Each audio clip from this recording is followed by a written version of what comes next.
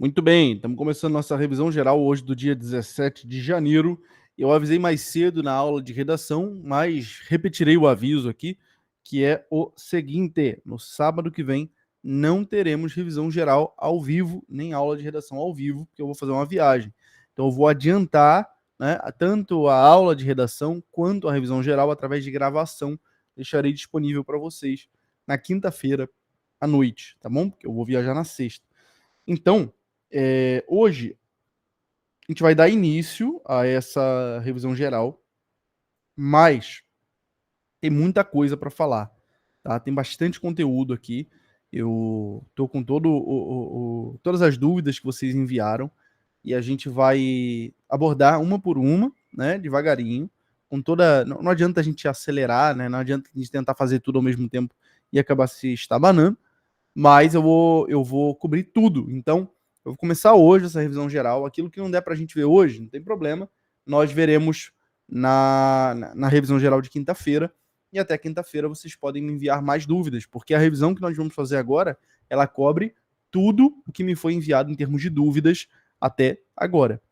Vamos começar pela membrana plasmática. Então, nós vamos começar pela biologia. A dúvida de membrana plasmática foi enviada pelo Tiago, foi uma excelente dúvida que ele mandou. E o que acontece? Membrana plasmática é um assunto brutal, assim, fundamental, tá? Muito importante. A primeira coisa que nós precisamos entender é o mosaico fluido que compõe a membrana. E para isso, eu vou acessar aqui o navegador e mostrar para vocês.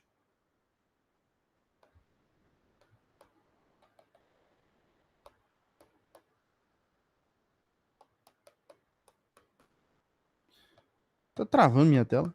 Ah, agora foi. Olha só. O esquema da membrana plasmática para a gente começar a conversa. Estão vendo? Esse aqui é o esquema geral de uma membrana plasmática. Você tem em primeiro lugar, aquilo que se chama de bicamada de fosfolipídio. Então aqui, ó, as perninhas dessa bicamada, você tem um fosfolipídio aqui em cima, um fosfolipídio embaixo. Essas perninhas, né, elas ficam as duas assim para dentro e a cabeça fica para fora. Isso cria para fora uma zona apolar, uma parte gordurosa, é a parte do lipídio, e cria para dentro uma parte polar, né, uma parte que é dos fósforos, propriamente dito, né? Por isso fosfolipídica. Então, por fora você tem essa camada de gordura lipídica e por dentro você tem essa camada de fósforo. Por que isso é importante? A gente volta aqui para as nossas notas. Isso é importante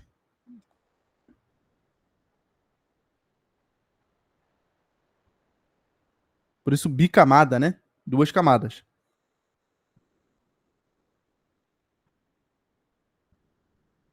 Isso daqui é fundamental, é importante, porque você passa a ter uma possibilidade de, por um lado, você liberar aquelas substâncias que são polares, por outro lado, você liberar as substâncias que são apolares.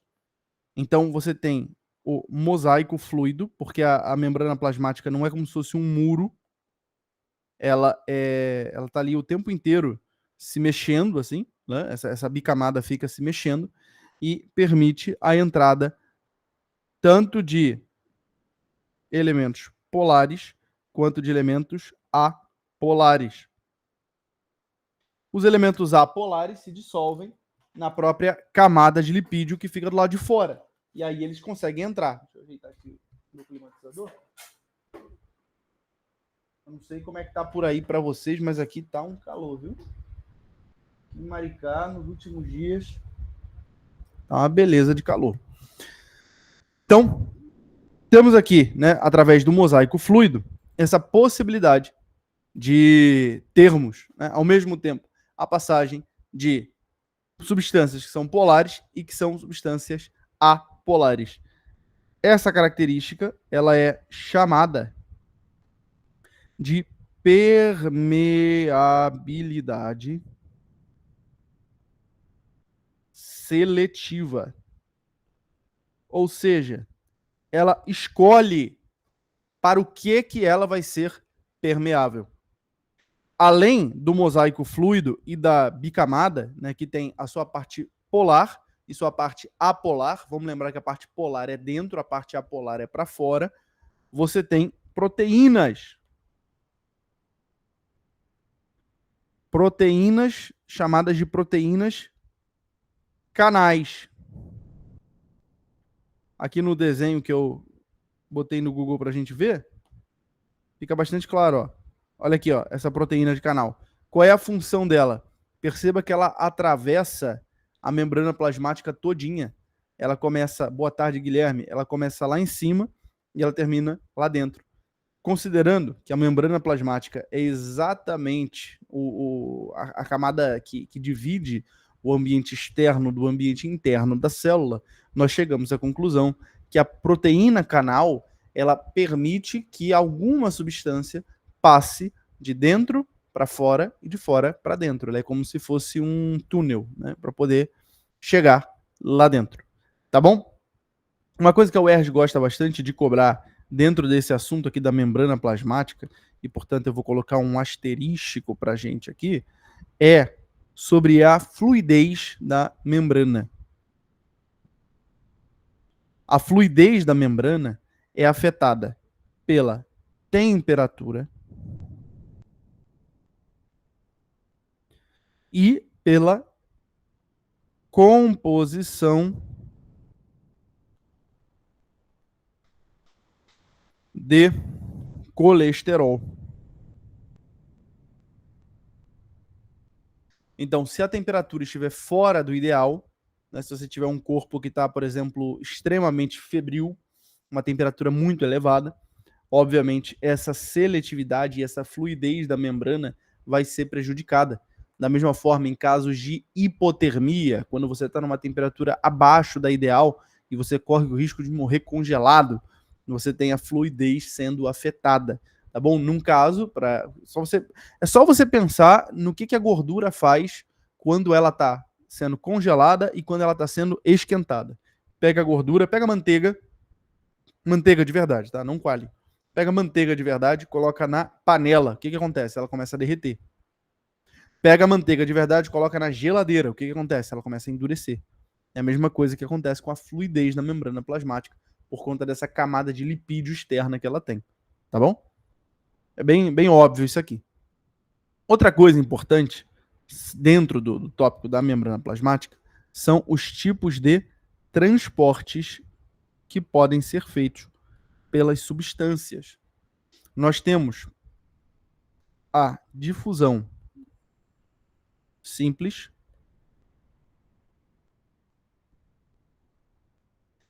temos a difusão facilitada, temos também a osmose, que é relativa à água, e temos, né, um transporte ativo.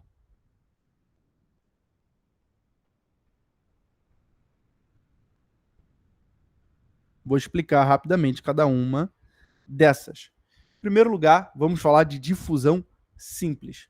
Vamos lembrar que a membrana ela funciona como porteiro da célula. Então, ela tem a permeabilidade seletiva, que é regida exatamente pelo fato dela ser um mosaico fluido, que fica o tempo todo se mexendo, e ela tem uma camada polar e uma camada apolar.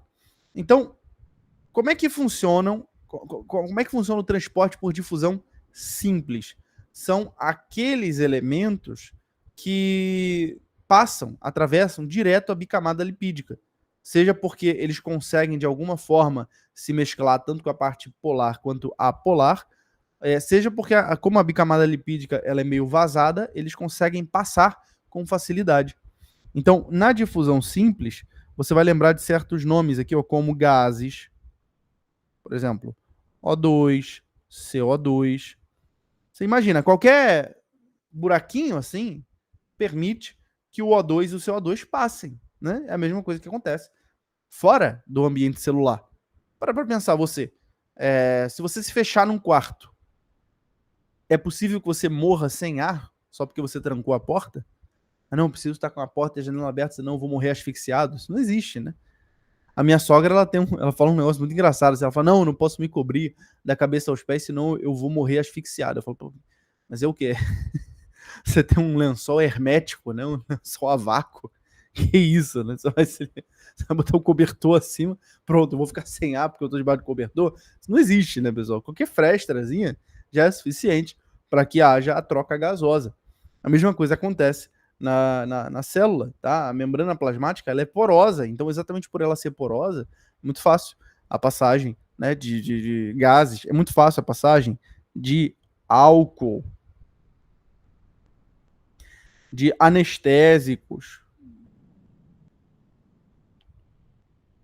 de hormônios esteroides.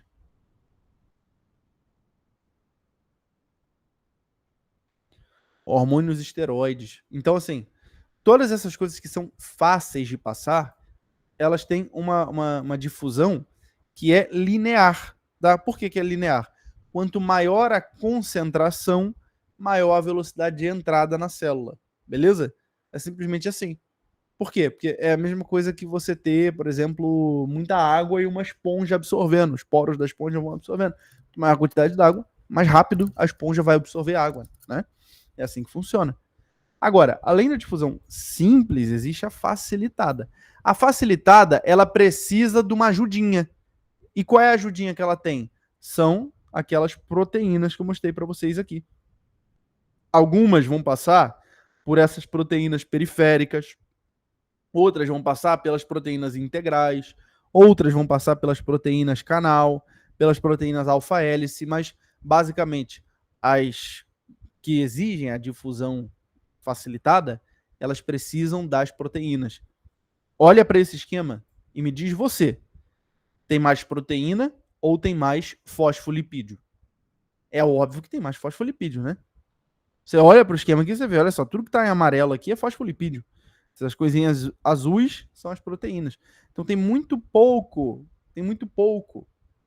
E como tem poucas proteínas, obviamente existe uma saturação. Não dá para todo mundo passar ao mesmo tempo, tá bom?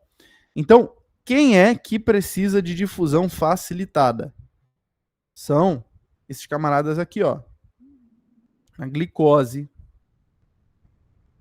os aminoácidos, os íons, tá bom? Eles precisam da difusão facilitada. Agora, obviamente, né, você tem na difusão facilitada, obviamente, você tem uma saturação. Não dá para todo mundo passar na mesma proteína ao mesmo tempo. Além disso, é por causa da difusão facilitada, por exemplo, que a gente entende certas coisas como a diabetes tipo 2, tá? A diabetes mellitus, né? Quando você começa a ter uma quantidade enorme de glicose no sangue. Por que tem uma quantidade enorme de glicose no sangue? Porque a insulina não consegue fazer aquela quantidade enorme de glicose entrar nas células através da proteína canal. E aí você tem remédios que a pessoa que tem diabetes mellitus, ela usa, por exemplo, a metformina, né, a glibenclamida. Para que servem esses remédios? Servem exatamente para ajudar o processo da difusão facilitada. Tá bem? Então, é bastante lógico isso daqui, né? Eu acho muito importante vocês notarem que tudo que eu estou falando aqui tem uma lógica, tudo que eu estou falando aqui faz sentido mesmo. Né? Se você parar para pensar no seu dia a dia, você vê.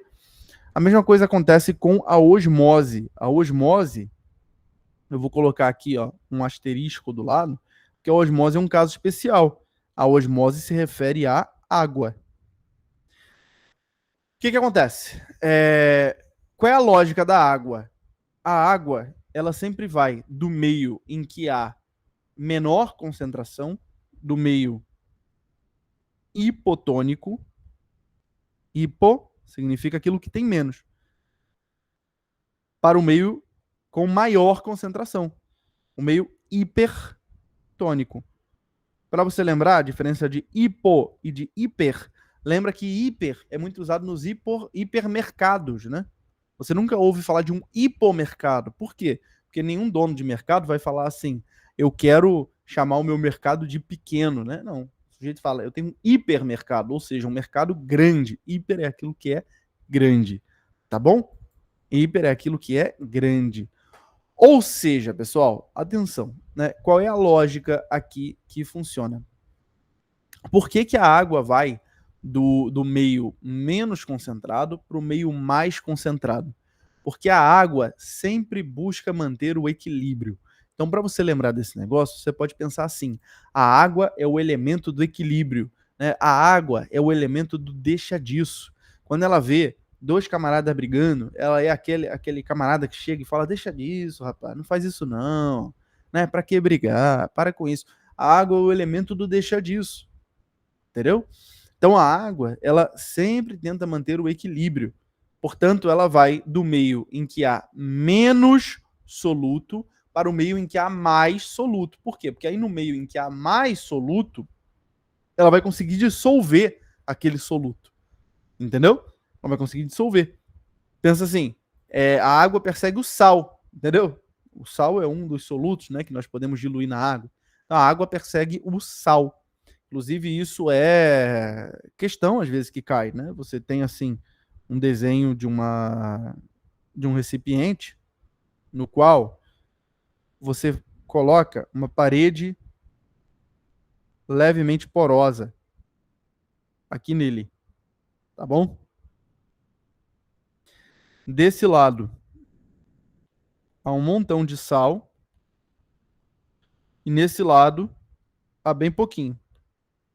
Originalmente, aqui tinha mais água e depois de um certo tempo, o que que acontece? A água desse lado diminui e a água desse lado aumenta. Para quê? Porque a água, ela passa pelos poros, por osmose, buscando dissolver o sal que estava do outro lado, para poder manter o equilíbrio, tá bom? Para não ficar nada demais hipertônico. Isso tem uma importância fundamental, por exemplo, nas hemácias. Vamos lembrar que as hemácias são aquelas células que carregam o oxigênio, né? Elas são as nossas células sanguíneas, são aquelas células vermelhinhas que são responsáveis pelo carregamento do oxigênio. Então, quando você respira, o O2 que você absorveu, ele vai descer para os alvéolos pulmonares para fazer a troca gasosa com as hemácias.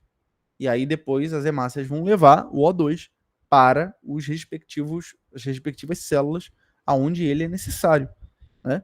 Então o que acontece? Se você pega uma célula animal como a hemácia e coloca essa célula num meio hipotônico, ou seja, que tem pouco soluto. Por exemplo, você coloca a célula, a hemácia, na água destilada. O que vai acontecer? A água não vai procurar quem tem mais soluto para manter o equilíbrio. Então a água ela vai adentrar na hemácia e vai estourar a hemácia. Ela vai entrar, aí a hemácia vai inchando, estoura. Tá bom? Então a hemácia, num meio hipotônico, vai sofrer o processo de lise celular. Lise, vamos lembrar que é a quebra. Agora, se você pega a hemácia e coloca num meio hipertônico, ou seja, num meio em que há muito soluto, o que, que vai acontecer? Vai acontecer o que se chama de crenação. Não confunda com cremação, que é quando você pega um cadáver e queima, né? Isso é outra coisa. Crenação é a célula murchar. Por que, que a célula vai murchar no meio hipertônico? Que eu peguei e coloquei num meio no qual a água vai fugir para fora para tentar manter o equilíbrio do meio externo. Então, a célula vai murchar. A de cima, ela vai estourar quando for um meio hipotônico. No meio hipertônico, ela vai murchar. Beleza? Agora, isso acontece somente com a célula animal, tá? Vai ser as hemácias ou outras células animais. No caso das células vegetais,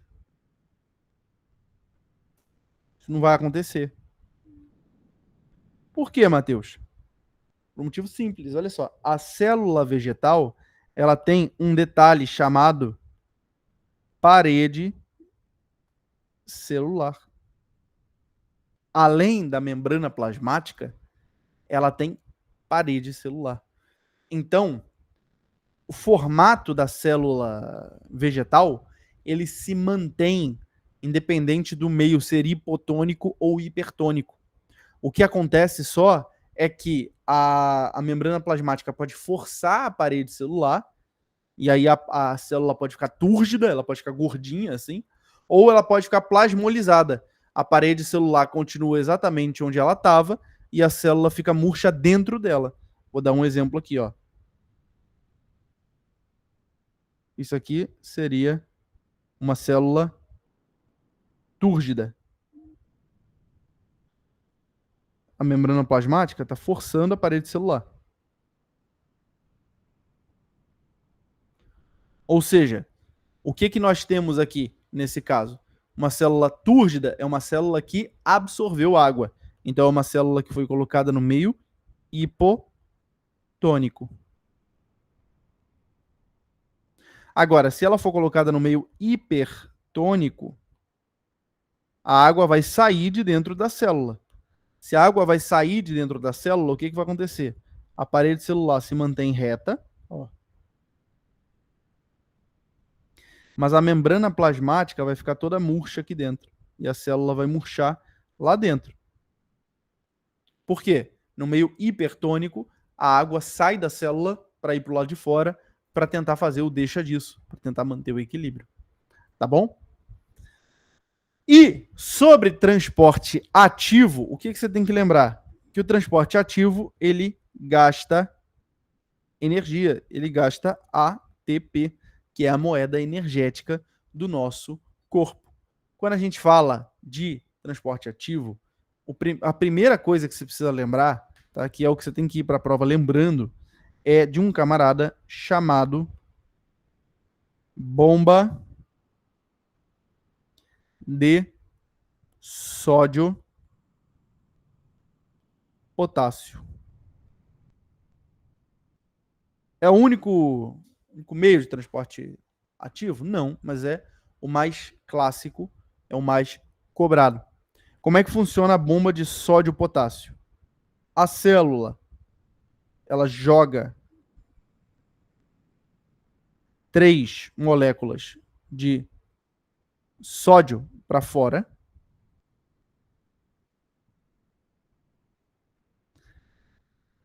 E ela puxa 2 moléculas de potássio para dentro.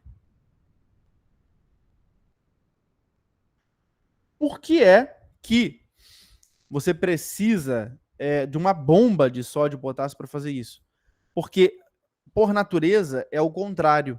Dentro da célula há mais sódio, dentro da célula há mais potássio, no meio extracelular tem mais sódio. Então, o sódio não sairia normalmente e o potássio não entraria naturalmente. É mais ou menos assim, ó. Vou desenhar uma célulazinha aqui. Tem um monte de potássio aqui dentro. E bem pouco sódio. E lá fora tem sódio.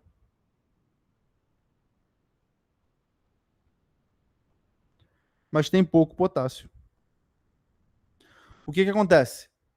De forma natural, o que aconteceria? O sódio entraria e o potássio sairia para manter o equilíbrio, né? Seria uma difusão simples. Mas, na verdade, seria uma difusão facilitada, porque são íons, né? Passaria pelas proteínas. Mas a célula não pode funcionar dessa forma. Ela precisa manter o equilíbrio entre a quantidade de sódio fora e sódio dentro, potássio fora, potássio dentro. O interior da célula ele tem que ficar negativo em relação ao exterior para criar um gradiente químico. Isso aqui é fundamental para a contração muscular. Vamos lembrar que a contração muscular é um impulso elétrico. Impulso elétrico tem que ter o quê? DDP, diferença de potencial. Essa diferença de potencial é mantida exatamente pelos níveis de sódio e de potássio fora e dentro da célula, tá bom? Então, se você não tiver, você não tem impulso nervoso, você não tem contração muscular. Uma pegadinha clássica de vestibulares da UERJ é falar que foi aplicado um inibidor da respiração celular, tá? Como o cianeto, por exemplo. E que aí falta ou que o sujeito está num ambiente em que falta oxigênio. Aí ele pergunta o que acontece, se o transporte ativo para ou se o transporte ativo continua, e se a difusão para ou se a difusão continua. Pensa comigo, se não tiver oxigênio, porque o sujeito ingeriu uma pílula de cianeto para se matar, não tem oxigênio. Se não tem oxigênio, o que vai acontecer com ele? O transporte ativo, que gasta ATP, vai parar. Mas a difusão não. A difusão vai continuar enquanto, né, não houver equilíbrio. A difusão simples e a difusão facilitada, elas vão continuar enquanto não houver equilíbrio. A osmose vai continuar enquanto não houver equilíbrio. Tá bom? Então, o que é interrompido imediatamente junto com a respiração? É, claramente, né, o transporte ativo. Né? Por exemplo, a bomba de sódio e potássio, que gasta ATP. E para a gente fechar essa parte aqui, nós precisamos falar dos transportes em bloco. Tá bom? Transportes em bloco, que são a endocitose e a exocitose. Você vai lembrar que na biologia o prefixo endo se refere às coisas que entram, entendeu? Endo vai para dentro, entendeu? Pensa assim, endo vai para dentro, tá bom? Não fala dentro não, que muda muito o som. Fala assim, dentro, né? Endo vai para dentro. E exo vai para fora. Beleza? Exo vai para fora. Então, os processos de transporte celular em bloco, eles ocorrem, a gente também pode chamar de transporte vesicular, eles ocorrem por bolsas que envolvem determinadas moléculas que são grandes e que não passam por canais. Então você tem, por exemplo, proteínas, bactérias. Mateus, por que a minha célula iria querer engolir uma proteína ou uma bactéria? Por exemplo, para poder matar uma bactéria. O sistema de defesa faz exatamente isso. Dentro da endocitose, nós temos a fagocitose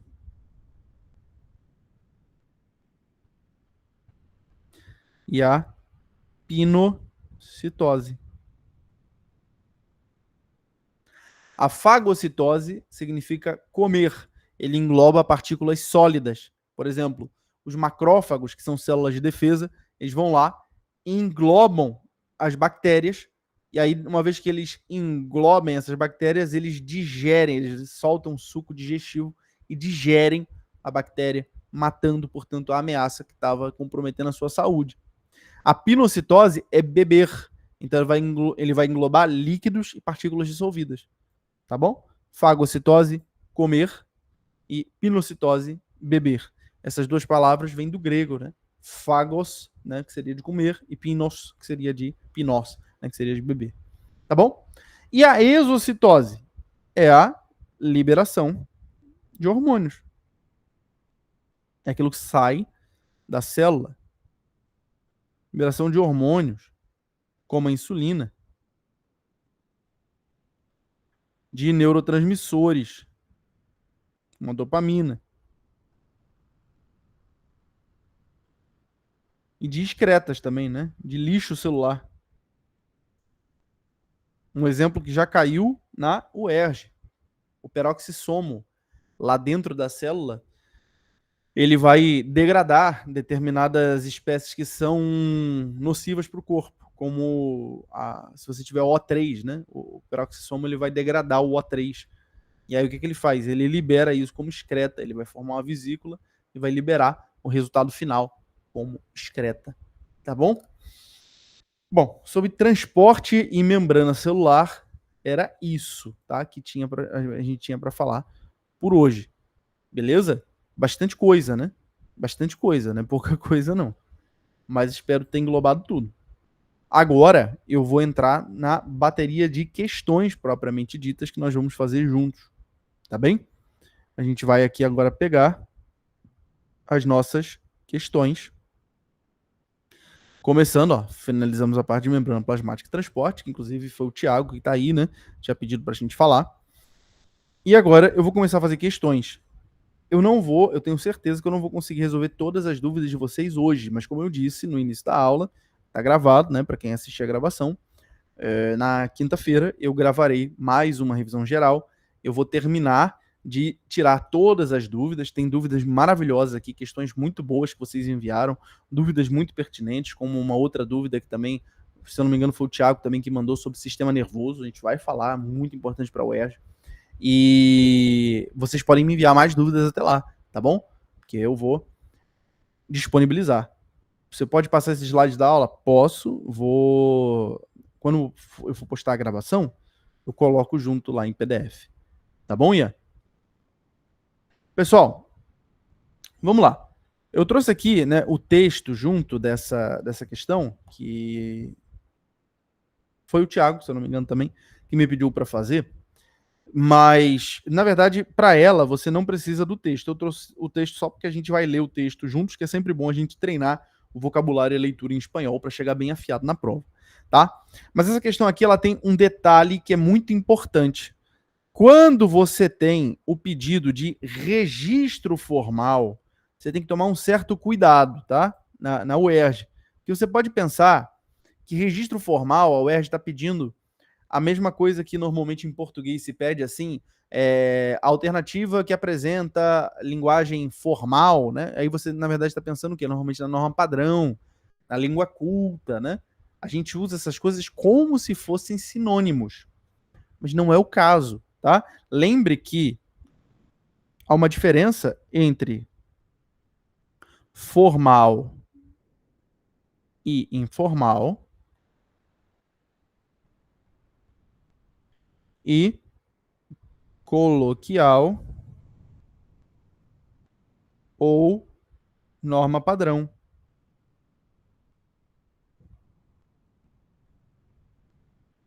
Quando nós falamos de formalidade, nós estamos falando de tratamento.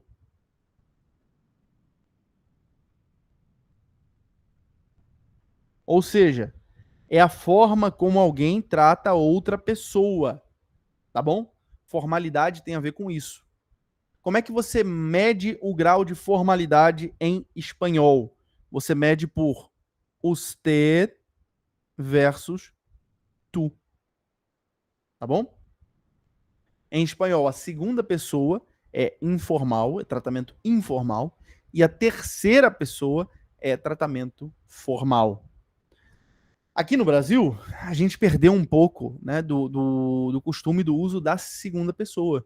Algumas regiões do país utilizam, até aqui no Rio de Janeiro a gente fala, né, tu, mas assim, não fala de forma gramaticalmente correta, né? De forma gramaticalmente correta é mais lá para o sul. Os gaúchos, por exemplo, eles usam muito, né? Gaúchos, catarinenses, paranaenses usam muito tu, assim, mas aqui no Sudeste, normalmente o tu, você fala um tu misturado com uma terceira pessoa, com um você, e o grau de formalidade do você sumiu.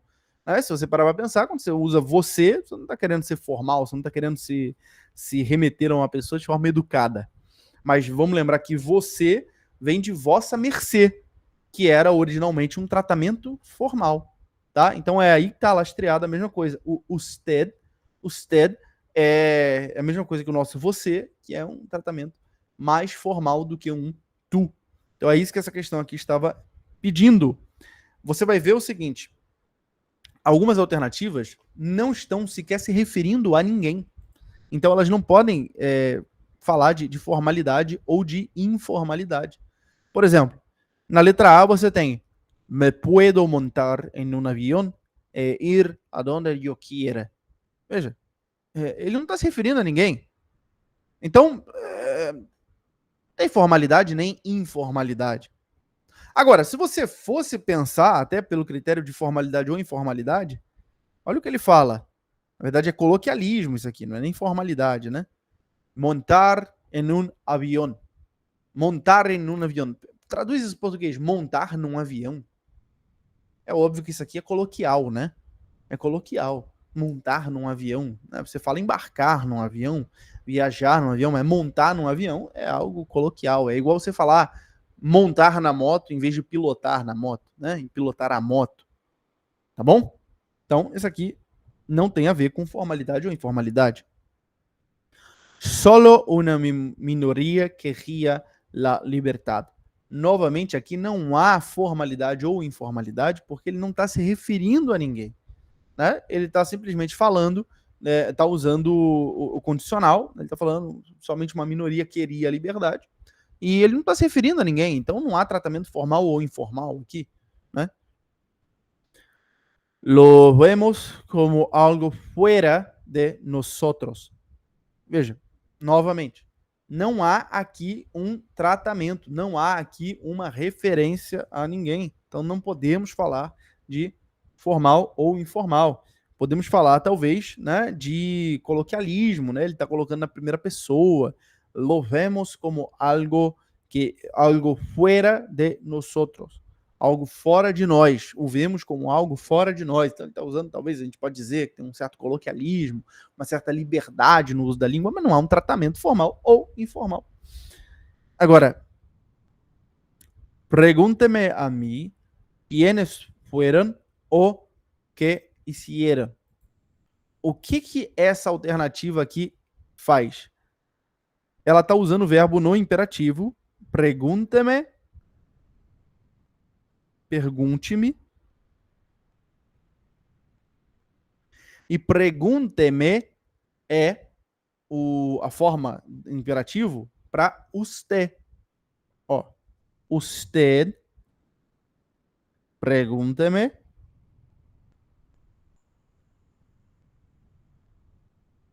Tu, pregúntame. Note que é parecido com o português. Você pergunte, tu pergunta. Né? Parecido com o português nesse ponto. Tá bom? Então, nós temos aí a forma imperativa utilizando o usted.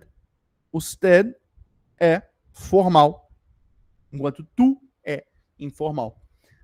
Isso é uma dica para sempre. Qualquer questão que você pegue que pergunte de registro formal no espanhol, você vai procurar aquela no qual o interlocutor esteja sendo tratado por usted e não por tu, tá bom? Isso pode estar na desinência do verbo, como é o caso aqui, né? Você tem a desinência verbal, ou pode estar explicitamente colocado lá no texto, né? Pode ter usted, blá, blá, blá, blá. Então você vê, né, que é um tratamento formal.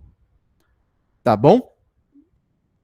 Vamos ler esse texto aqui em espanhol também, para a gente treinar vocabulário.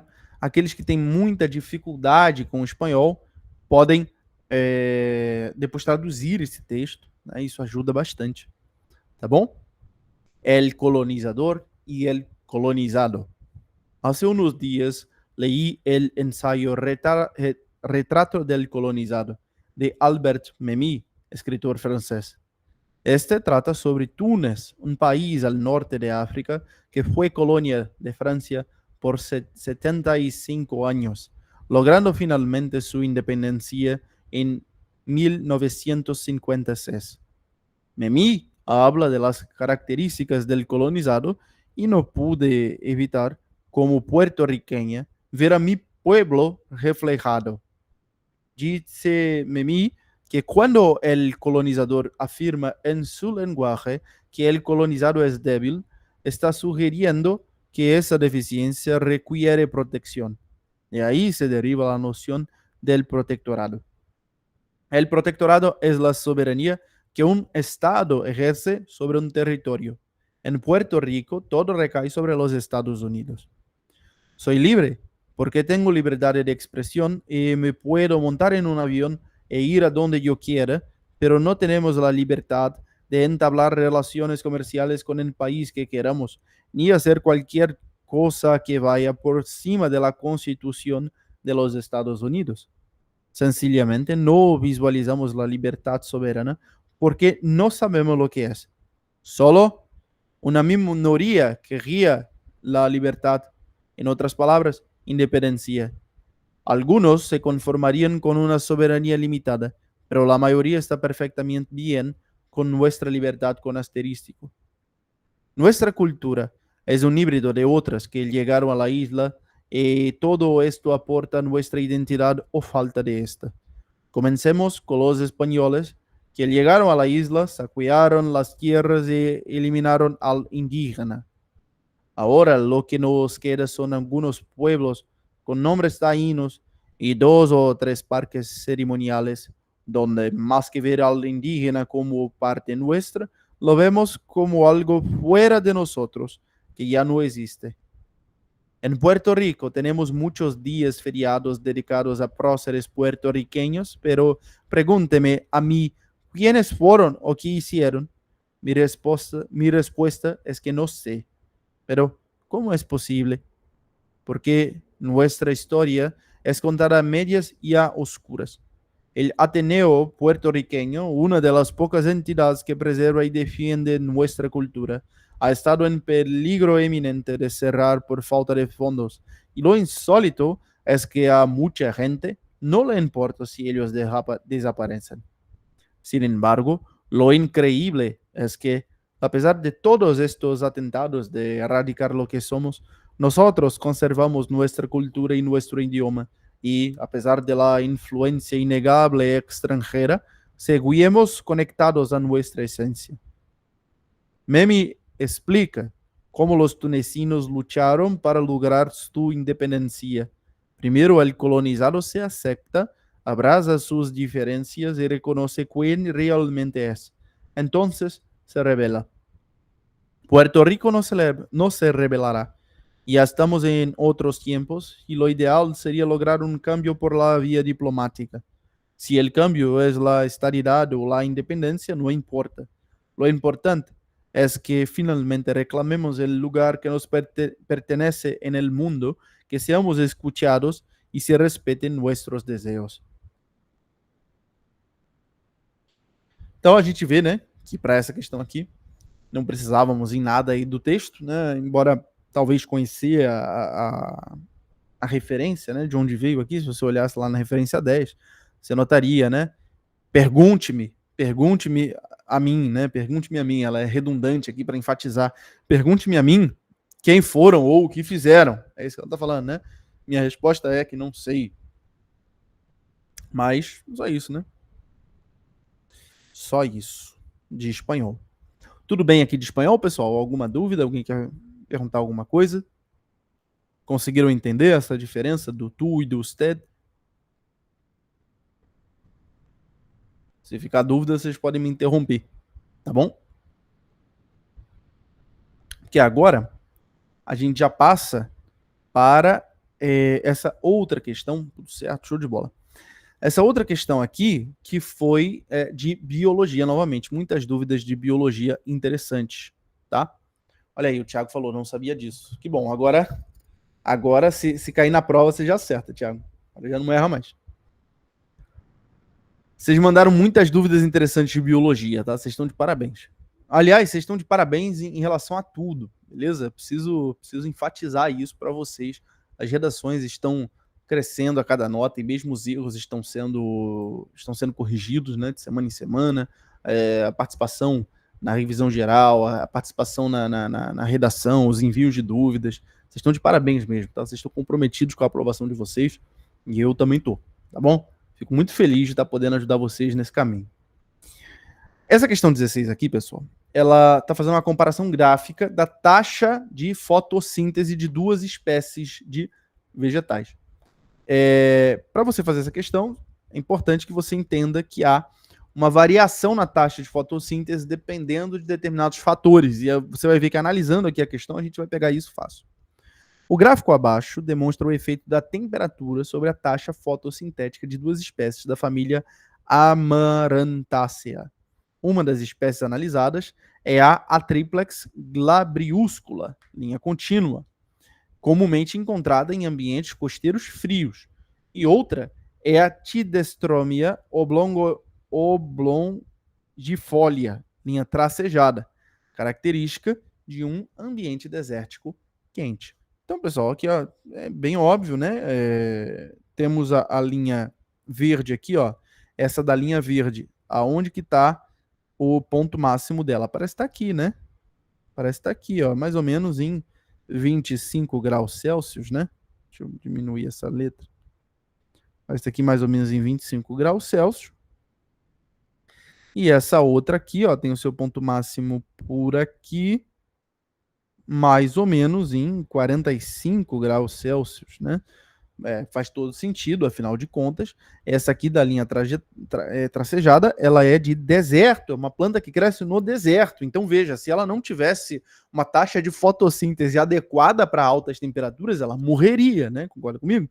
E a outra aqui, verdinha, é de uma região costeira fria. Então, faz todo sentido que a taxa ótima de fotossíntese dela esteja em 25 graus Celsius, que vai ser mais ou menos, né, o que vai bater cotidianamente numa região costeira fria.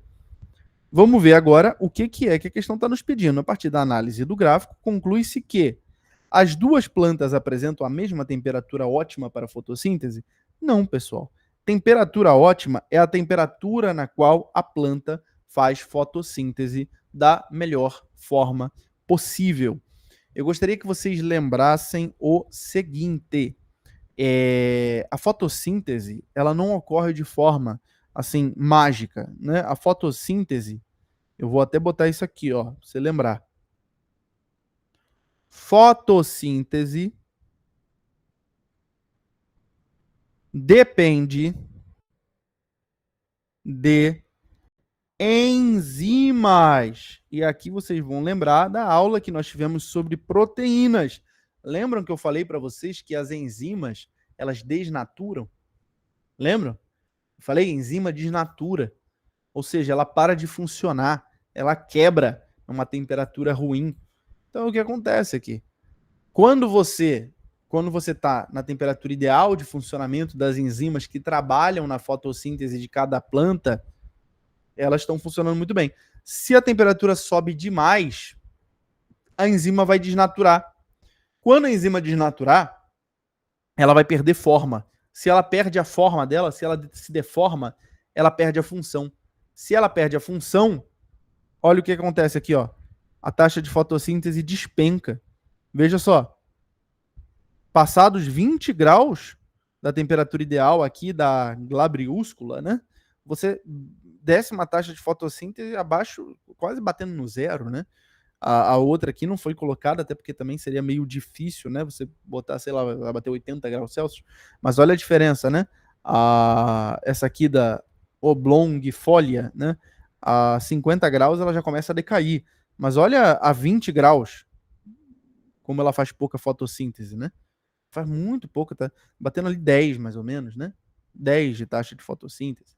Então, você tem essa temperatura ideal associada às enzimas, tá bom? Elas estão associadas às enzimas. A temperatura ideal na qual a fotossíntese vai ocorrer tem a ver com a enzima que atua em cada tipo de planta. E isso leva a uma temperatura ótima. Então, as duas plantas apresentam a mesma temperatura ótima? É claro que não. A gente vê que uma tem 25 graus Celsius, mais ou menos, a outra tem 45 graus Celsius, mais ou menos. Muito diferente. Acima da temperatura ótima, ambas as espécies apresentam diminuição da taxa fotossintética devido à desnaturação das enzimas participantes nesse processo. Isso aqui está certo, né, pessoal? A gente vê que ambas as plantas passam por isso, ó. Acima da temperatura ótima, olha aqui a queda, ó, da oblongifolia. Acima da temperatura ótima, olha aqui a queda, ó, da glabriúscula, né? Dá para botar esse nome aqui numas tia, né? Tia oblongifolia e tia glabriúscula. Certamente alguém tem tia glabiúscula, conhecida como Gabi. Tia Gabi. A triplex glabriúscula apresenta temperatura ótima de fotossíntese maior do que a Tidestromia oblongifolia. Não, né, pessoal? Ao contrário, a glabriúscula é a do frio. Então, ao contrário, errado. Perdão, aqui. Para ambas as espécies, a taxa fotossintética só aumenta em temperaturas maiores do que a temperatura ótima. Falso, pessoal. Temperatura maior do que a ótima vai fazer cair, despencar. Assim como temperatura mais baixa do que a ótima, né? Em geral, tem um efeito negativo. Em temperaturas abaixo de 20 graus Celsius, a Tidestromia oblongifolia apresenta taxa fotossintética maior do que a da Triplex glabriúscula. Falso, pessoal. A gente vê aqui, ó, abaixo de 20 graus Celsius. Olha onde está batendo aqui, ó. Coitada, nem tá, quase não está fazendo fotossíntese, né? Então, a gente vê que essa questão aqui, ela é uma questão que está trabalhando a fotossíntese, mas ela está cobrando que você conheça uma coisa muito importante, que é o fato de que a fotossíntese depende de proteínas e que proteínas, fora de suas temperaturas ideais, elas desnaturam. Tá bom? Tudo certo por aqui? Deu para entender? Eu acho que quem mandou essa dúvida foi o Thiago. Deu para entender, Thiago? Tranquilo aí?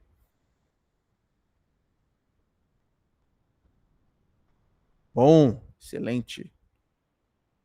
Mais uma que a gente não erra na hora da prova. A gente fará em seguida essa nossa questão 21. Essa questão 21 nós podemos matar com cálculo, mas tem um raciocínio muito legal que eu vou mostrar para vocês, que ajuda já logo de cara a pegar a resposta dessa questão. Tá? Se cair uma questão parecida com essa na prova, vocês vão usar esse raciocínio, em 5 segundos vocês vão matar. Tá bom? Mas eu vou agora fazer uma pequena pausa, vamos pegar uma água, vamos lá no banheiro, e daqui a pouco a gente volta para mais uma pernada aí de questões e de dúvidas que nós vamos resolver.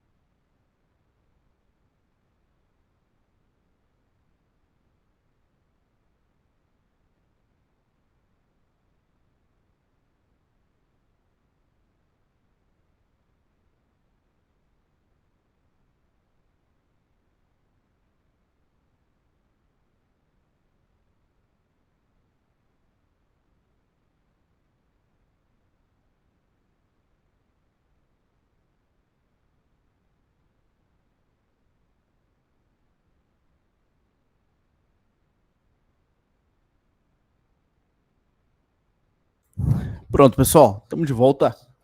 Vamos prosseguir agora para a nossa questão 21. Nessa questão aqui, como eu disse, tem um pulo do gato que você pode usar, que vai te ajudar bastante, e tem uma pegadinha que você vai evitar, tá bom? Olha só, um bloco parte do repouso no ponto A uma altura vertical de 1,8 metros de uma pista sem atrito. Então, nós vamos levar essa informação em conta para a gente começar a nossa conversa, beleza? Ele está falando que daqui até o chão tem 1,8 metros. Tá bom. Depois da descida, a pista consiste de um loop de raio 0,9 metros. Ou seja, se o raio é igual a 0,9 metros, você vai concordar comigo que o diâmetro, que é o dobro do raio, vale 1,8 metros. Então, a distância do ponto C até o solo, até o chão, também é 1,8 metros. Tá bom? Após o qual segue retilínea a nível do solo, tal como mostrado na figura. O ponto B está alinhado horizontalmente com o centro do loop e o ponto C é o ponto mais alto do loop. Em relação ao movimento do bloco, é correto afirmar que... Pessoal, aqui qual é a pegadinha que você precisa evitar? Ao olhar para essa questão, a primeira coisa que você vai pensar é que ela, tipo assim, o ponto A tem 1,8 metro. O ponto C também tem 1,8 metro. Então, vai ser o ponto A, o ponto C, eles têm a mesma altura, portanto, eu posso dizer que a energia potencial gravitacional é igual em ambos os pontos. Eu vou ter uma conversão, né, da energia potencial gravitacional de A para energia cinética, depois ela vai se reconverter para energia potencial gravitacional igualzinho como estava antes, e aí aqui, ao chegar aqui, vai ter uma velocidade zero e vai cair, vai fazer assim. Essa é a pegadinha que você vai evitar. Como é que você vai evitar essa pegadinha? Essa questão aqui é clássica, é o tipo de questão clássica. Então, você já tem que conhecer esse negócio. Pensa assim, né? Não é fisicamente certo falar isso, né, do ponto de vista da física teórica, mas ajuda a raciocinar. O que dá mais trabalho? Descer ou subir? Qualquer um que parar para pensar vai dizer, pô, dá mais trabalho subir do que descer, né? Para descer é só pular, para subir tem que fazer esforço. Então, se a altura do ponto inicial e do ponto do loop for igual, pode contar que ele não vai chegar nessa altura aqui. Tá bom? Isso é clássico, conhecimento clássico para você ter. Se a altura inicial for igual à altura máxima do loop, ele não vai chegar no ponto máximo do loop. Por quê? Dá mais trabalho descer, dá mais trabalho subir do que descer. Então, a força que ele ganhou, tudo aqui com muitas aspas, né? A força que ele ganhou descendo não vai servir para poder subir depois, vai faltar no meio do caminho. Se o loop for maior do que o ponto inicial, aí mesmo que você pode ter certeza, ó, o loop é maior. Imagina que o ponto C estivesse aqui. O ponto C está aqui, tá? A 2 metros, 2,5 metros, né? Aqui em cima. Aí que você pode ter mais certeza ainda, não vai chegar no ponto mais alto do loop. Tá bom? Lembra disso. Se as alturas forem iguais, não chega. Se o loop for maior, não chega. E se o ponto inicial for maior do que o loop? Aí depende, tá? Aí depende. Pode ser que sim, pode ser que não. Mas só isso daqui, só esse conhecimento já matava essa questão. Embora eu vá mostrar para vocês, né? Obviamente, como é que a gente resolve fazendo cálculo bonitinho. Porque você vê, o bloco alcança o ponto C com velocidade nula, então cai? Não. Subir dá mais trabalho do que descer. Então, não dá para o bloco sequer vai chegar no ponto C. O bloco alcança o ponto C? Não. O bloco faz o loop? Não. O bloco chega ao ponto B com velocidade de 3 metros por segundo? Não sei. Não sei. Segura aí. O bloco não consegue chegar ao ponto C? Ó, o B, eu não sei. Mas o E, eu tenho... O D aqui, ó, eu não sei, eu ficaria em dúvida. Mas a letra E eu tenho certeza. Eu tenho certeza que, estando ambos na mesma altura, o bloco não vai chegar no ponto C. Então eu marco a letra E sem medo. Beleza? Guardem isso no coração de vocês. Loop, ponto inicial, mesma altura do loop, não vai chegar no ponto mais alto. Beleza? Pode falar, Ian. Tá desligado o microfone aí, se você estiver falando.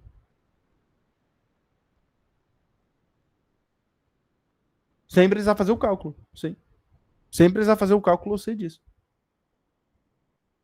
Agora, eu vou mostrar para vocês, né? Vamos provar por cálculo, obviamente. Vamos fazer a conta bonitinha. Tá bom? Isso aqui é um bisuzinho. Muito bem, olha só, vamos lá. Qual que é a condição para que ele consiga completar esse loop? Vamos pensar juntos? Para que um corpo ele consiga completar esse loop vertical sem cair, a velocidade, ele tem que ter alguma velocidade no ponto mais alto. Entendeu? Tem que ter alguma velocidade. Por quê? Porque se a velocidade chegar a zero, ele vai cair. Ele vai parar, parou. Mas se ele ainda tiver alguma velocidade, mesmo que mínima, ele vai continuar em movimento e vai terminar. É igual aqueles negócios que às vezes você vê em filme americano, né? Do sujeito que vai assim para um círculo de ferro, assim, uma bola de ferro, e ele fica andando de moto naquele círculo, naquela bola. Então é isso. Mais ou menos a mesma lógica. Tem que ter alguma velocidade, né, para que ele consiga ficar.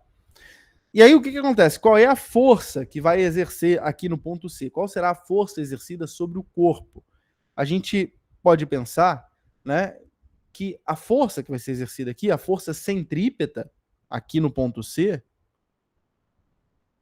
ela é o peso. Faz todo sentido, né? Você tem aqui o corpo e ele vai estar sendo puxado para baixo pelo quê? Pelo peso. Tá bom? Vai estar sendo puxado pelo peso. Então isso nos dá uma relação importante. Força força centrípeta, ela é medida por mv ao quadrado dividido por r. Tá bom? Essa é a fórmula da força centrípeta. Mateus, não sei, então pode assistir isso. Velocidade no ponto C é raiz quadrada de GR. Isso aí. Exatamente. A força centrípeta vai ser igual a M vezes G, né? Vamos lá. M vai passar para lá dividindo, vai cortar. Então, V ao quadrado é igual a G vezes R. Eu não vou colocar, Thiago, não vou colocar como raiz. Você vai entender por que daqui a pouco. Mantenha assim. V ao quadrado é igual a G vezes R. Tá bom? Mais fácil. Por quê? Porque vamos lembrar que a energia cinética, como é que eu calculo ela? Calculo como mv ao quadrado dividido por 2. Olha que maravilha, ó. mv ao quadrado dividido por 2. Agora, é só eu botar aqui. M vezes G vezes R dividido por 2. Beleza? E o que a gente sabe? Olha só, a gente sabe o seguinte. A energia mecânica total que a gente vai ter nesse sistema aqui, ele falou que a pista não tem atrito. A pista é sem atrito. Então, como a pista é sem atrito, o que a gente vai ter? A gente vai ter uma necessidade de que aqui, nesse topo, no ponto C, nós tenhamos ao mesmo tempo energia potencial gravitacional mais energia cinética. Vocês estão me acompanhando até aqui? Não entendi aonde a energia cinética entrou. A Manuela perguntou. Ó, Manu, pensa comigo. Energia cinética é energia associada ao movimento. Ela tem a ver com a velocidade. Se a velocidade for zero, a gente vai ter a energia cinética zero. Se houver alguma velocidade, por mais mínima que seja, nós teremos energia cinética. Por quê? Porque a energia cinética é mv ao quadrado sobre 2. Então tem o v ali, tem a velocidade. Então qualquer número de velocidade vai caber aqui. Agora pensa comigo, qual é a condição que nós, pela experiência de realidade mesmo, a gente pensou aqui, ó, para que esse corpo não caia aqui no topo do loop, ele tem que ter alguma velocidade. Senão, se ele chegar aqui e tiver velocidade zero, ele vai cair, ele vai ser puxado pelo peso para baixo, na hora. O peso aqui no caso é a força centrípeta, né, que está puxando ele para baixo. Então, é inevitável que você tenha que ter alguma velocidade aqui no ponto C para conseguir completar o loop. Se não tiver velocidade, ele acabou, não vai funcionar. Tá? Não vai funcionar. Agora, vai ter só energia cinética aqui no ponto C? Não, porque o ponto C está afastado do solo. Ao estar afastado do solo, inevitavelmente, você tem uma energia potencial gravitacional. Vamos lembrar o que já definimos em aulas anteriores juntos, que energia potencial gravitacional, o nome dela já diz alguma coisa. É o potencial que está associado à gravidade. Ou seja, é o potencial que varia conforme a altura. Quanto mais alto, maior o potencial da gravidade puxar, né, e fazer muita força. Essa é a ideia. Tá bom? Energia potencial gravitacional é isso. Então, aqui no ponto C, a gente precisa ter uma energia potencial gravitacional e, se o corpo não vai cair, nós precisamos ter uma energia cinética. Tá bem? Agora, a gente vai ver, né, pela lógica, que é impossível que o corpo chegue com essa altura aqui. Porque qual seria a energia mecânica? De onde vai vir a energia mecânica que estaria nesse ponto C aqui? Essa energia mecânica só pode vir aqui desse ponto A. E aqui o corpo estava em repouso. Tá bom? Aqui o corpo vai estar em repouso. Então a gente teria uma energia potencial gravitacional. Né? Toda a energia mecânica posterior vem dessa energia potencial gravitacional inicial. Manuela falou, não entendi porque igualou a energia cinética com a força centrípeta. Não. Eu não igualei a energia cinética com a força centrípeta. Eu igualei a força centrípeta com a força peso. Tá? Por quê? A força centrípeta é a força que puxa o corpo para o centro, né, de uma curva que ele esteja fazendo. Aquela força que puxa ele para dentro. E, nesse ponto aqui, eu sei que a força centrípeta vai ser o peso. Como que eu vou saber disso, Matheus? Ora, ele não está aqui em cima? Ele não está aqui em cima? Se ele está em cima, o que está incidindo sobre ele? É a força que a gravidade exerce sobre os corpos, o peso. Né? Está puxando ele para baixo. Exatamente aqui, está puxando ele na direção de onde? Do raio, né? Então, a força centrípeta que atua aqui é o peso. E eu sei a fórmula da força centrípeta, mv ao quadrado dividido por r. Tá bom? Aí eu igualo mv ao quadrado por r ao peso. Com isso, eu acho uma correlação aqui, uma equação da velocidade ao quadrado com o raio, né, da circunferência que nós estamos medindo e da gravidade. Aí agora, na energia cinética, eu posso fazer essa correlação. Trocar o v ao quadrado que eu tinha aqui antes pelo gr que eu achei ao fazer esse algebrismozinho entre a força centrípeta e o peso. Tá bom? Por isso que eu fiz isso. E agora eu vou deduzir com bastante clareza o seguinte: não há atrito nessa pista. Se não há atrito nessa pista, toda a energia potencial gravitacional inicial ela estará conservada nesta soma aqui da energia potencial gravitacional mais a energia cinética. Tá bom, pessoal? Aí a gente pensa juntos aqui. Isso significa que, como é que é a fórmula da energia potencial mesmo? É o peso vezes H, né? É mgh vai ser igual a essa soma. mgh de novo, mais, aí eu posso aplicar essa fórmula aqui, né? mgr dividido por 2. Novamente, agora eu não preciso sequer continuar fazendo qualquer conta, tá, pessoal? Note aqui, você tá vendo. Você tá vendo. Eu confio que você vai conseguir ver isso junto comigo. Olha só. Se eu tenho que um lado tem mgh, e esses valores já estão dados. G é igual a 10, H é igual a 1,8, só a massa que não nos é dada, né? Mas a gente nem precisa. A massa vai ser igual dos dois lados. O bloco não perdeu massa ao longo do percurso, né? Ele não foi se desintegrando.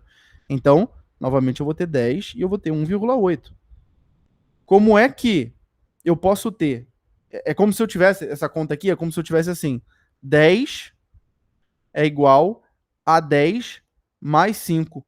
Isso é impossível matematicamente. Concorda comigo?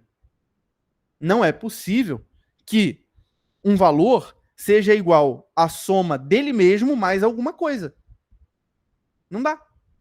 Simplesmente não dá. Então, a gente nota que esse corpo, ele sequer vai chegar aqui no topo.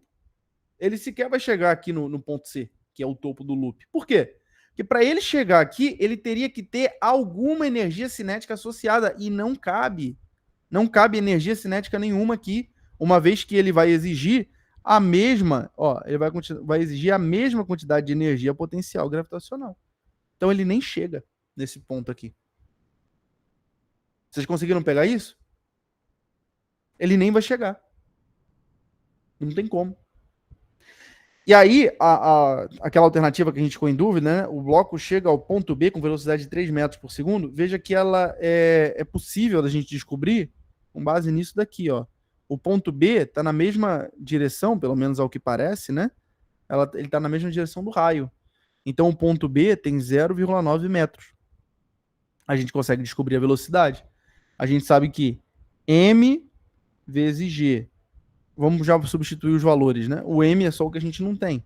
Mas m vezes 10 vezes 1,8, nesse caso aqui, seria igual a m vezes 10 vezes 0,9 mais m vezes v ao quadrado dividido por 2.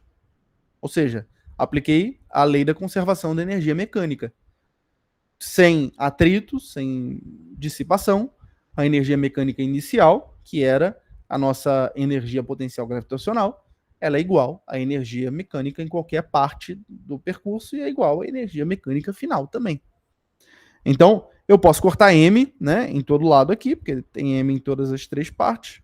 Eu teria 18 é igual a 9 mais v ao quadrado dividido por 2. Esse 9 aqui, ele está somando, vai passar para lá subtraindo. Eu vou ter, portanto, 9 igual a v ao quadrado dividido por 2. V ao quadrado é igual a 18. O 2 está dividindo, vai passar para lá multiplicando. Então, isso aqui seria, né? O V seria, vou botar bem pequenininho aqui, raiz quadrada de 18. Tá bom? Raiz quadrada de 18. Aí me diga você, raiz quadrada de 18, a gente não sabe, não é um valor redondo, né? Mas, com certeza, não é 3 metros por segundo, porque para ser 3, tinha que ser raiz quadrada de 9, né? Então a velocidade aqui no ponto B é maior do que 3. Vai ser 4, alguma coisa, porque está mais próximo do 16, que é raiz quadrada de 16 é 4, né? Então, está mais próximo ali do 16, vai ser 4, alguma coisa. Beleza? Então a gente mata essa dúvida aqui. Vocês conseguiram entender, galera? Me confirmem aí, por favor. Ficou dúvida nisso aqui? Não guardem dúvida no coração de vocês, tá? Por favor, falem. Por favor, falem. Matheus, boiei, não estou nem entendendo o que é esse negócio de conservação da energia mecânica, o que é energia potencial gravitacional. Aí tem que ver a aula disso, tá? Não tem nenhum problema se você ainda ficar meio boiando. Dá tempo de sobra ainda até a prova da gente aprofundar nesse assunto. Então, assista aulas sobre energia mecânica, conservação da energia mecânica, energia potencial gravitacional, energia cinética. Bom, qual é o nome da matéria? Energia mecânica. Tá bom? Procure energia mecânica que você acha. Aí você vai ter lá a conservação da energia mecânica, como é que a energia mecânica funciona, qual é a lógica por trás dela. Você vai entender facinho. Tá bem? Vai entender de boa. Não vai ter dificuldade, não. Essa matéria, ela é tranquila, só exige uma compreensão geral, né, uma lógica teórica, ao mesmo tempo que você faz muita questão. Tem que fazer muita questão para que isso aqui se torne natural, para que você não precise ficar travado pensando muito, entendeu? Esse que é a grande sacada, é você não ficar muito travado, pensando muito, não. Você tem que olhar e já saber, tá, a energia inicial vai ser igual à energia em qualquer ponto do percurso, que vai ser igual à energia final, considerando que a pista seja sem atrito. Fechou? Agora, a gente sai dessa questão aqui de física e entramos numa questão de matemática. Muito boa, por sinal. A Manuela falou, nessa questão, posso bater o olho, ver que tem altura, força centrípeta e movimento. Isso aí. Você já ia bater o olho e ver isso. E outra coisa, volto a reiterar, tá? Deixa eu voltar aqui nessa outra questão. Volto a reiterar. Se acontecer de chegar na prova e vocês encontrarem uma questão similar a essa, tá? Se você chegou na prova, bateu os olhos, viu uma questão similar a essa, olha para as alturas. Porque se a altura inicial for igual à altura do loop, isso é regra, você já sabe, não vai chegar, tá bom? Não vai chegar no topo, não tem como. Por uma impossibilidade lógica, uma impossibilidade matemática. Um valor não tem como ser igual a ele somado a outro valor qualquer. Entendeu? Não dá para 10 ser igual a 10 mais 2. Não dá. Então, se a energia potencial gravitacional nos dois pontos ela vai ser igual, é impossível que haja energia cinética associada. Beleza? É impossível. O movimento se extinguiria nesse caso. Então nem chega. Nem chega. Quando ele tá chegando, ele morre ali antes. Tá bom? Lembre-se disso. Isso já mata, assim, a questão vai rápido. Vai rápido se você prestar atenção nisso. Vai rapidinho. Você olha assim e fala, ah, cara, tá fácil, né? Por exemplo, o loop é maior do que o ponto inicial. Bom, se o loop é maior do que o ponto inicial, então nem tem o que conversar, não vai chegar mesmo, né? Não vai chegar mesmo. Agora, muda de figura se a questão quiser dificultar. Não é a cara da UERJ fazer isso. Mas se a questão quiser dificultar e falar assim, no meio do percurso era uma moto e aí teve aceleração. Aí, opa, agora mudou a velocidade. Aí, se mudou a velocidade, aumentou a energia cinética. Se aumentou a energia cinética, pode ser que haja conversão da energia cinética em energia potencial gravitacional no ponto mais alto do loop.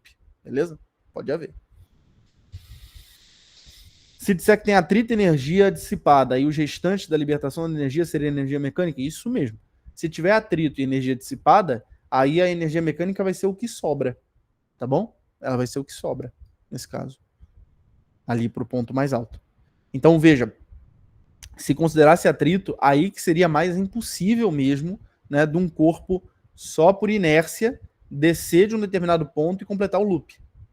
Ele teria que vir acelerando para poder ir aumentando a energia cinética dele, aumentando, para conseguir passar lá em cima. Senão, ele vai cair. Né? Não tem o que fazer, tem que ir acelerando cada vez mais. Tá bem? Agora, nós temos essa questão 28 aqui, que é muito boa para a gente treinar algumas coisas fundamentais de estatística. Média, mediana, moda. Fechou? Então, muito legal essa questão aqui. Se eu não me engano, foi você, Manuela, que mandou, né? Essa daqui. Se não me engano, foi você. Observe os dados com as alturas de 25 mudas de uma mesma planta. Todas as questões, Manuela, todas as questões que você mandou foram as melhores da lista, assim. Foram as que eu mais me diverti fazendo. Então, você teve um dedo muito bom ao mandar. A gente não vai fazer todas as de matemática hoje, a gente vai fazer as restantes lá na quinta-feira, tá? Mas todas elas são excelentes para revisar. Aquela 2, então, que tem aquela grandona, assim, aí tem uma regra e tal, e é discursiva, tem 2 itens de discursiva, você tem que completar a tabela com base na regra. Aquela ali é um quebra-cabeça mesmo. Ó, observe os dados com as alturas de 25 mudas de uma mesma planta. Então, o que ele está falando? A planta é igual, as alturas das mudas são diferentes, e aqui tem a quantidade das mudas, né? De cada altura. Beleza. Retirando-se as duas mudas cujas alturas são os valores extremos dos dados. Opa! O que são os valores extremos, galera? É o primeiro e o último, né? Ó, primeiro valor extremo, o 4. O último valor extremo, o 8. Pode-se afirmar que, aí agora a gente vai ter a mediana não se altera e a média aumenta, a mediana não se altera, a média diminui, a média não se altera, a mediana aumenta. Bom, vamos lá. Quando você pega uma questão dessa, a primeira coisa que você vai fazer é organizar os dados da forma certa. Para que você ache uma mediana, você tem que colocar os dados organizados do menor para o maior, tá bom? Organiza de forma crescente. Então a gente teria, ó, vamos fazer assim, ó, 4, aí são 6 de número 5, né? 1, 2, 3, 4, 5, 6. 2, 3, 4, 5, 6. São 9 de número 6. 1, 2, 3, 4, 5, 6, 7, 8, 9. São 8 de número 7. 1, 2, 3, 4, 5, 6, 7, 8. E é 1 de número 8. Beleza? Tá bom. O que a gente tem aqui? A gente tem... Por que eu fiz essa organização? Nesse aqui tem muito número. Nesse aqui tem muito número, não dá pra gente fazer só visualmente olhando. Mas quando você tem, às vezes, menos números, só de você olhar assim visualmente, você já consegue visualizar, você já consegue ver. Quem é a mediana? A mediana é quem fica no meio, tá? Ali depois da organização em ordem crescente, é o número que fica no meio, ou a soma dos dois números que correspondem ao meio e a divisão deles por 2. Ou seja, se eu tenho a seguinte sequência, 1, 2 e 3, quem é a mediana? 2. Por quê? Porque é quem está entre 1 e 2. E se na verdade a minha sequência é 1, 2, 3, 4. Quem é a minha mediana? 2 mais 3 dividido por 2 igual a 5 dividido por 2 igual a 2,5.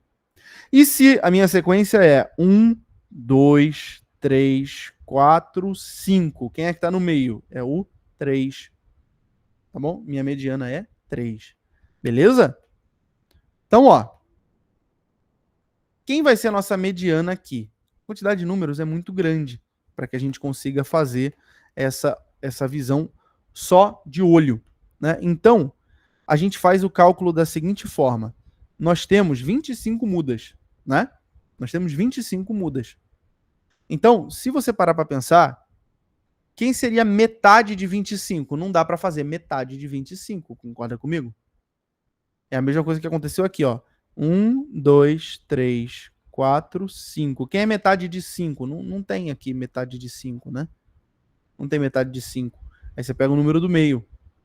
Né? Você pega o número que está exatamente ali no meio. Então, a gente vai pegar o número a partir do qual vão sobrar 12 para trás e 12 para frente. Ó, você pode fazer a conta assim, ó.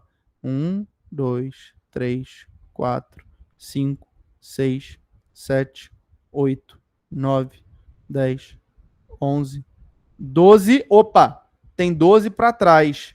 A partir daqui vai ter 12 para frente, porque são 25 mudas. Então tá aqui a nossa mediana. Quem é a mediana? 6 centímetros. Beleza? A mediana inicial. Agora, ele falou para a gente fazer um negócio. Tirar os extremos. Se a gente tira os extremos, olha o que a gente faz. Cortou o 4 e cortou o 8. Se nós cortarmos o 4 e o 8, bem, nesse caso, a gente passa a ter a mediana como o valor para o qual sobram 11 para trás e 11 para frente. Então não muda nada, continua a ser o 6, né? Continua a ser o 6. Então a gente já sabe, ó, a mediana aumenta? Não. A mediana diminui? Não. A média, a mediana e a moda se alteram? Não. Quem é a moda? A moda é o número que aparece mais. Então, nesse caso aqui, ó, como já está organizado até na tabela, fica mais fácil para a gente. A moda é o 6. É o número que aparece mais vezes. Ó. Aparece 9 vezes. Sem listar os números, como eu poderia pensar? Manuela, sinceramente, eu não sei fazer de outro jeito que não listando os números. Tá? Não sei fazer de outro jeito senão listando os números. Eu poderia pensar o termo do meio entre os 25, o 13? Poderia. Poderia. Só que, tipo assim, você tem que colocar na ordem crescente, de um jeito ou de outro. Aqui, tudo bem, ele já me ajudou, né? Aqui a banca nos ajudou, ela nos deu uma tabela que já está organizada por ordem crescente. Mas muitas vezes não é o caso. Muitas vezes você tem lá, sei lá, 10 times com suas respectivas pontuações. O primeiro time fez só 1 ponto, o segundo fez 12, o terceiro fez 3, e aí tá tudo desorganizado. Se você não organizar em ordem crescente e não escrever assim, você não vai conseguir visualizar, tá? Você não vai conseguir ver qual é o termo que vai ficar exatamente na meiuca, que é a mediana. Tá bom? Então, assim, pô, Matheus, mas aí, pô, tem que escrever muita coisa. É melhor fazer isso e acertar do que tentar fazer rápido e se enrolar. Sinceramente, é o que eu gosto de fazer, pelo menos. Eu gosto sempre de escrever e fazer com calma isso aqui. Então, veja, a mediana não vai se alterar. A gente já sabe disso. A moda, pessoal, a moda é o número que aparece mais vezes numa determinada listagem. Então, a nossa moda aqui, certamente, é o número. Nossa moda aqui. Porque, não entendi porque que apareceu essa mancha.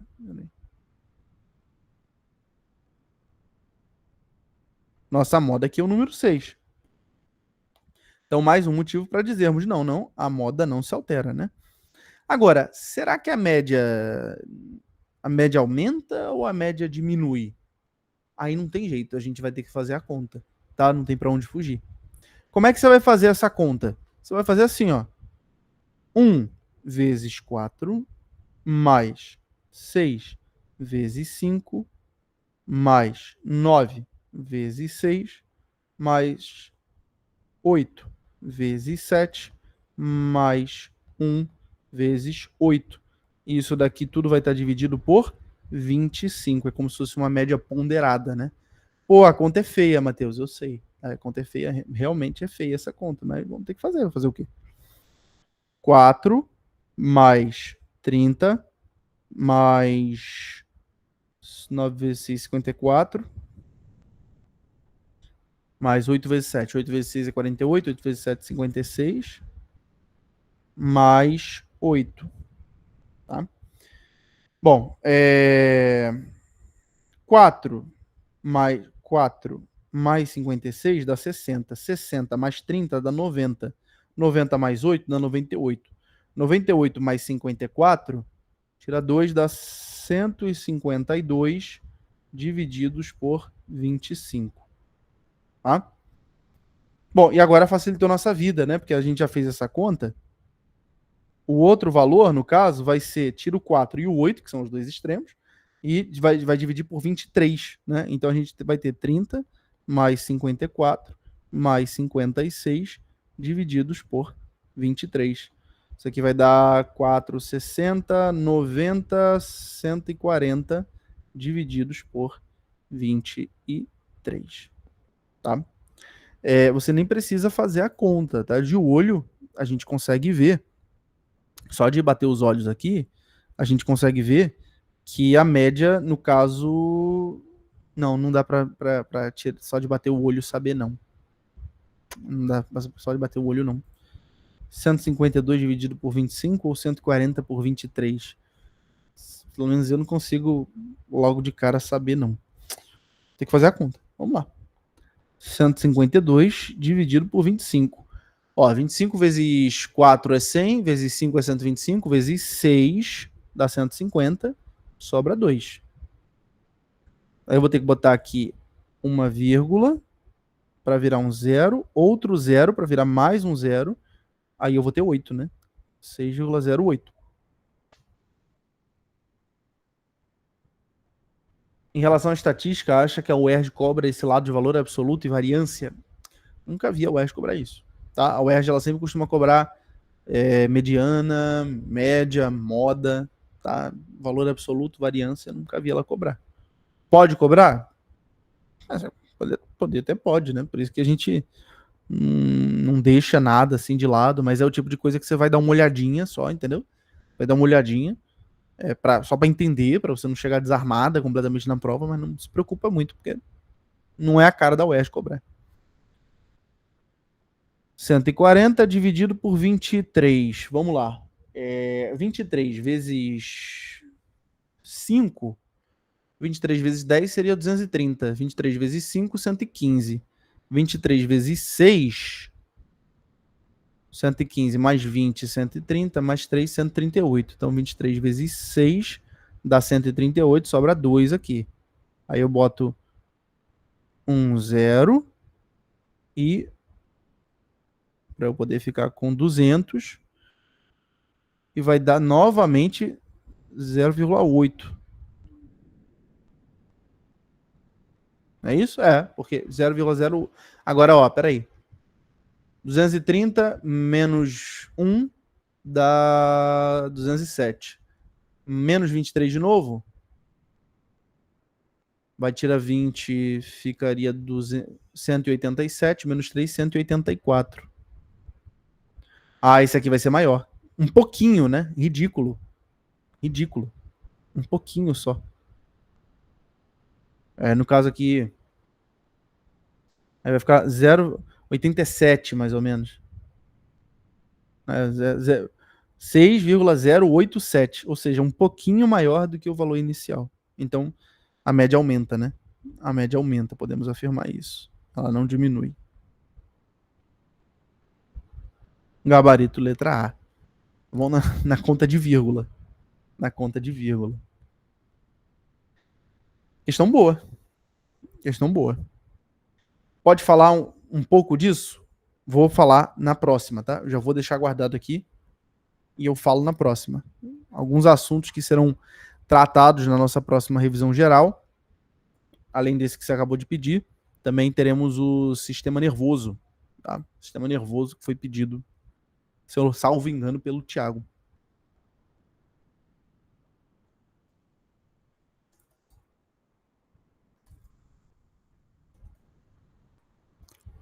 Pronto, já deixei salvo aqui. Vai ser quinta.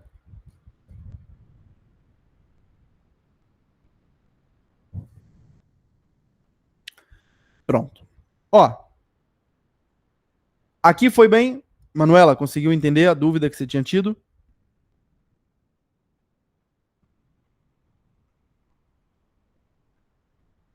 Ficou claro essa questão aqui?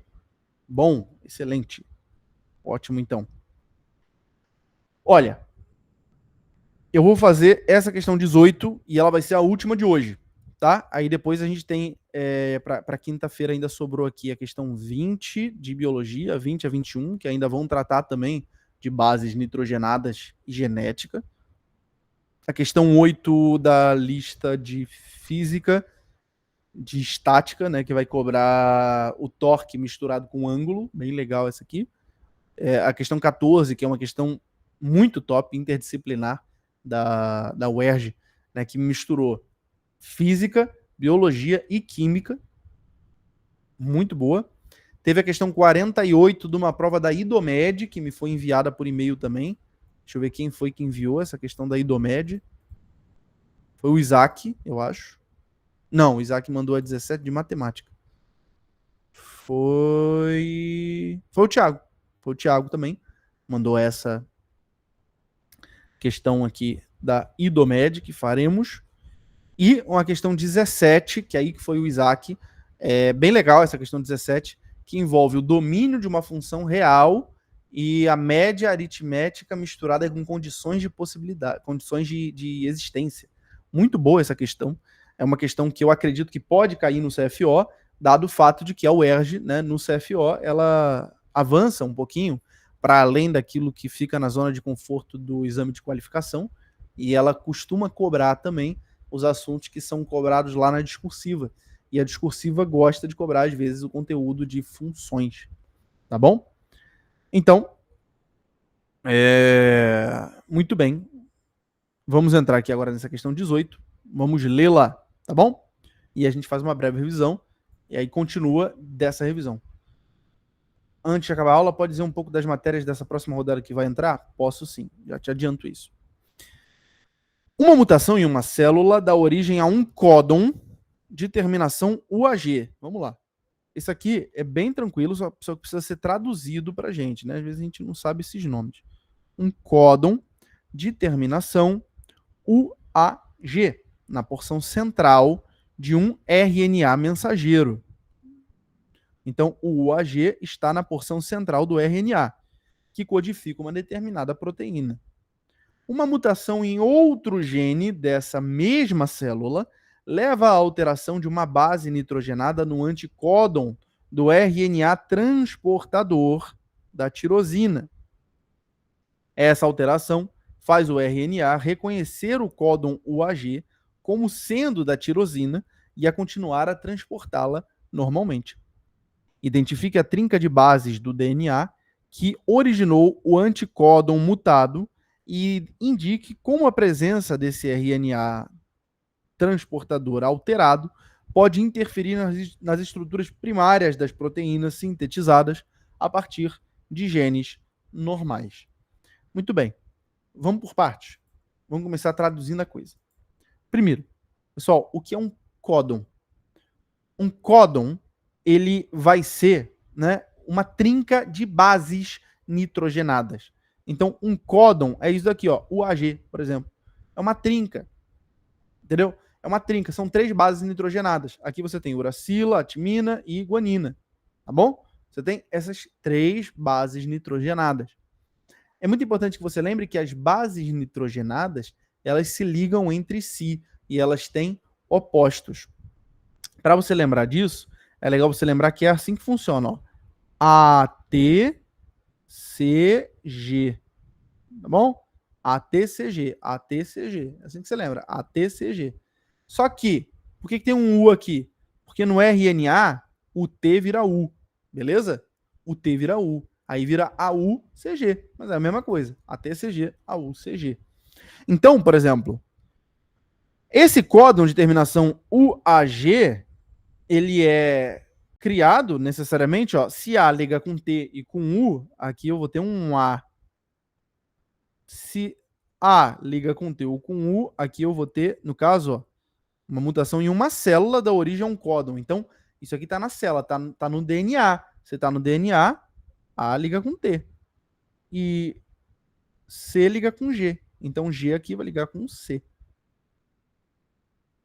O códon que está mutado lá, né, que sofreu uma mutação lá na célula, no DNA da célula, é o ATC. Eu já sei disso, só de bater os olhos aqui. Tá bom? Na porção central de um RNA mensageiro. Quem é o RNA mensageiro? O RNA mensageiro, o nome dele já diz, né? Ele leva uma mensagem. Ele leva a transcrição para que o ribossomo ele possa fazer a produção de uma proteína, tá bom? É para isso que serve DNA e RNA, para produzir proteína, que codifica uma determinada proteína, por óbvio. Agora, uma mutação em outro gene dessa mesma célula, outro gene, tá? Outro gene dessa mesma célula, leva à alteração de uma base nitrogenada no anticódon do RNA transportador da tirosina. Mateus, que negócio é esse? RNA transportador da tirosina. Veja, o RNA transportador é o que vai se ligar, né, nesse outro inicial, que seria o RNA mensageiro. Tá bom? O que acontece? O anticódon, para que ele seja complementar a esse AUG, ele vai ter que ser o quê? A liga com U liga com A, C liga com G. Beleza? Só isso. Essa alteração faz o RNA transportador reconhecer o códon UAG como sendo da tirosina e a continuar a transportá-la normalmente. Beleza. Então, identifique a trinca de bases do DNA que originou o anticódon mutado. Pessoal, para originar esse anticódon, que é quem vai se ligar no RNA mensageiro, UAG, para se ligar no RNA mensageiro UAG, tem que ser o AUC. Se fosse diretamente do DNA, seria o ATC. Mas a gente viu aqui pela questão que não vai ser, né? E sim que vai ser o anticódon do RNA transportador. Então, nós temos um AUC.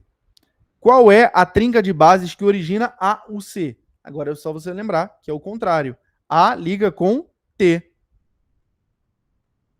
U liga com A. C liga com G.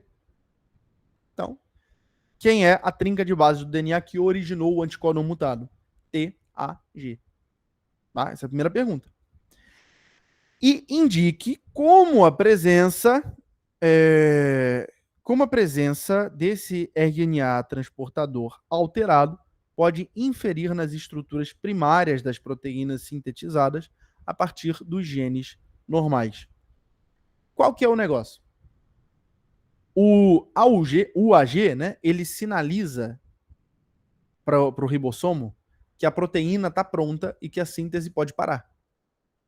Só que, com a mutação, esse RNA transportador, ele lê o sinal de pare, né, que seria o códon de terminação, o AG, códon de terminação é o sinal de pare. O RNA transportador vai ler esse sinal de pare como se, na verdade, fosse coloque uma tirosina. Foi o que ele falou, né? Coloque uma tirosina, ou seja, mais um aminoácido. Então, o ribossomo, ele não vai parar a tradução. Ele vai inserir uma tirosina e vai continuar lendo o RNA mensageiro, traduzindo sequências que não deveriam fazer parte dessa proteína. Portanto, ele vai, por exemplo, ler DNA lixo. Ele vai DNA lixo são aquelas trincas, né, que não produzem nenhuma proteína relevante. Ele vai começar a produzir uma proteína defeituosa que não tem sentido, até encontrar um outro códon de terminação, um outro UAG. Então, como tem o impedimento, né, do término da tradução, a produção da proteína será anormal. Ela vai produzir uma cadeia maior do que deveria. Isso vai ter impactos diretos no corpo, né, do animal que está produzindo essa proteína. Por exemplo, vai ter uma deformidade, vai crescer mais pelo do que deveria. Um exemplo é isso. Vai crescer mais pelo do que deveria. Tá bom? É uma possibilidade. Fechou?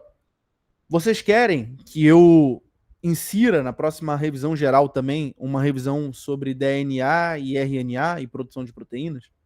Querem que eu fale sobre isso? Que eu sei que é um tema que muitas vezes eu estou falando aqui pode estar soando como grego nos ouvidos de alguém. Se vocês quiserem, bom, beleza. Então vou adicionar aqui nas metas da próxima revisão geral também uma revisão sobre DNA, RNA e produção de proteínas, tá bom? Isso aqui é muito importante. Isso aqui é muito importante mesmo, tá? O Erge adora esse assunto. Já coloquei aqui. E, pessoal, Manuela, eu vou fazer melhor do que falar, né, quais vão ser as matérias. Eu já vou colocar a próxima rodada para vocês disponível hoje, tá bom? Eu vou encerrar a aula aqui e já vou colocar a próxima rodada disponível lá na plataforma agora mesmo. Fechou? Eu vou fazer o upload agora da aula de redação de mais cedo, que já ficou disponível para mim. E assim que essa revisão geral aqui ficar disponível, eu vou fazer o upload lá na plataforma para vocês também. Fechou? E na quinta-feira, né, teremos a continuação aí. A base dessa questão, qual seria? Começar vendo o que se ligaria a UAG? Isso mesmo. Veja, o que se ligaria a UAG? Se fosse um DNA, seria um ATC. Como é um RNA, que tem um anticódon, é um AUC. Essa é a primeira coisa que ele quer. Aí, uma vez que você faça essa identificação, a base do RNA transportador que se liga no RNA mensageiro, vamos lembrar que o RNA, para ele ser enviado, né, para o ribossomo, ele viaja junto com um RNA transportador. Esse RNA transportador, ele tem que ter as trincas contrárias à do mensageiro.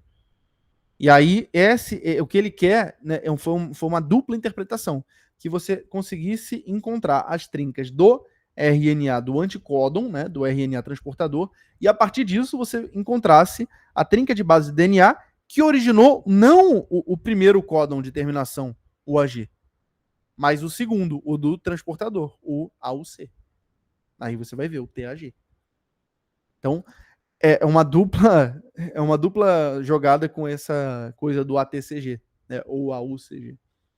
Entendeu? Por isso que provavelmente você se confundiu, porque a interpretação dela realmente é complexa. Realmente é complexa. E a gente fazendo uma interpretação, uma revisão mais a fundo sobre RNA, DNA, produção de proteína, isso aqui vai ficar mais claro. Tá bom?